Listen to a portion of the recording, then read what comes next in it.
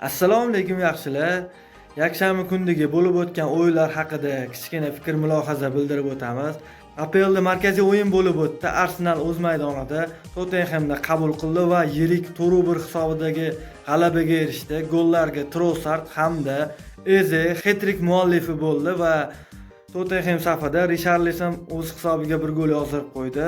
Arsenalning katta ustunligi bilan o'tgan o'yin.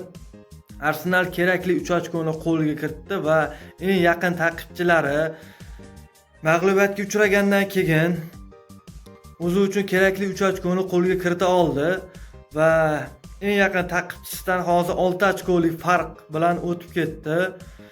Birinchi o'rinda mustahkam egallab oldi. Lekin bu Arsenalning bir yomon odati bor. Avvalgi yillar ham bunga guvoh bo'ldik. Raqobatni his qilmasa Arsenal o'yinni tashlab yuborishi mumkin va avvalgi yillarda ham 18-20 ochkolik farqni yo'qqa chiqarib yuborgan Arsenal kerak bo'lmagan joylarda keraksiz klublarga qarshi ochko yo'qotgan va kuchsizroq o'ynagan Manchester City o'sha yili APLda chempionga aylangan va bu yili Arsenaldan bunday noxush an'anaga nuqta qo'yishni tilab qolamiz. Hozirchalik ishlar yaxshi ketmoqda Arsenalda. Bundan keyingi o'yinlarga to'xtalamiz do'stlar. Ispaniya chempionatida Elche o'z maydonida Real Madridni qabul qildi va qiyin kechgan o'yinda Real zo'rg'a 1 ochko qo'lga kiritdi do'stlar. Liverpooldan keyin Real hali o'ziga kela olmadi va ochko yo'qotishda davom etmoqda do'stlar. Bu mag'lubiyatlardan Xabi Alonsoning aybi yo'q deb bilaman do'stlar.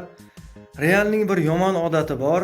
Kuchli jamoalarga qarshi ajoyib tayyorgarlik ko'radi va g'alabani ilib ketadi do'stlar oxirida va kuchsiz jamoalarga qarshi shu holat baribir urib olaman-ku golni degan maqsadda o'yinga tushishadi va ochko yo'qotadi Real kuchsiz jamoalarga qarshi va kuchli jamoalarda 80-minutdan keyin qo'shishni boshlaydi Real va shuning evaziga kuchli jamoalarga qarshi ajoyib g'alabalar va kambeklar bo'lgan do'stlar. Realning bu durangidan keyin Barselona bilan oradagi farq 1 ochko do'stlar.